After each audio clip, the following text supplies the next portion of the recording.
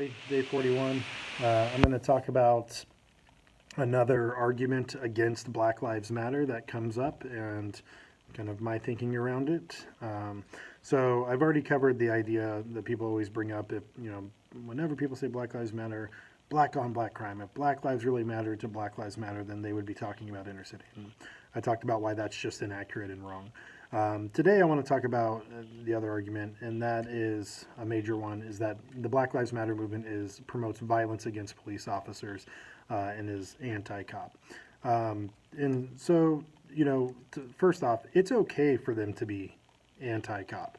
I know that strikes people and, like, oh, I know good cops and things like that.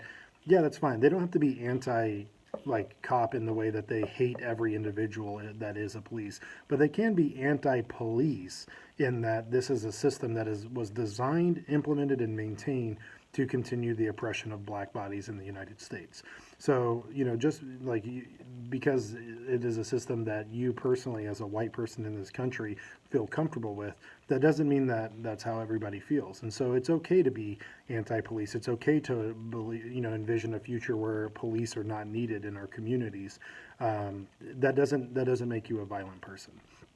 Now, whenever you mention Black Lives Matter, if you're trying to defend them, inevitably somebody will post the link to a video or a screenshot of some protesters carrying Black Lives Matter and chanting, pigs in a blanket, fry them like bacon, or what do we want, dead cops, when do we want them now?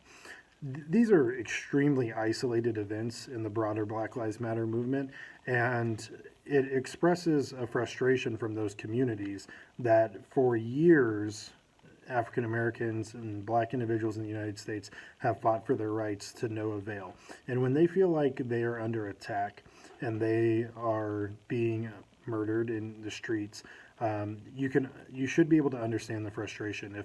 If any group were to come in and start killing your children and your loved ones, seemingly indiscriminately and without any justice when it does happen, I think you would also be calling for blood. Now, I'm not promoting that. I don't think that's the right path. I believe in Kingian nonviolence, and I believe that that is the way forward and the way that was going to accomplish. But you can't strip away the violence that's been done against the black community when they're expressing their frustration and say things that have violent outcomes.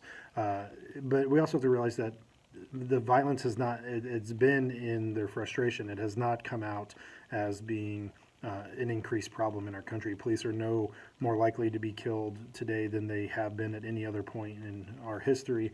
It's like relatively one of the safest times to be a police officer. Now, I'm not trying to undermine the risk they take. There is risk involved there, but it's not like the Black Lives Matter movement has increased cop killings in the United States. And when there has been violence against police in New York or in Dallas, the movement and the spokespeople for the movement have condemned that violence and have spoken out against that and how that is not the path that they want to move forward. So I know it's easy to want to brush this off and not have to think about it by saying that Black Lives Matter is just a violent organization, but it's just simply not true.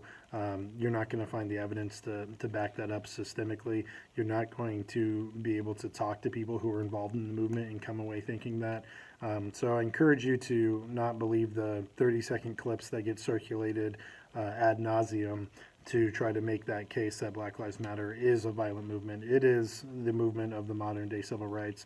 I was just reading that the Black Panthers and Malcolm X in his more radical days would have been disappointed in the Black Lives Matter movement because they are kind of following in this nonviolent approach. So, just really sit with the fact that in our nation's history, there's never been a right way for black people to protest, whether that's taking a knee, sitting at a lunch counter, refusing to get on a bus, using a different drinking fountain, trying to desegregate schools. It doesn't matter how the black people in our country protest, people are going to come out violently against them. And you have to ask yourself, if you have more of an issue of how people are protesting for their rights than the fact that they don't have their rights, what does that mean about where your perspective's coming from? So anyway, we'll talk to you later.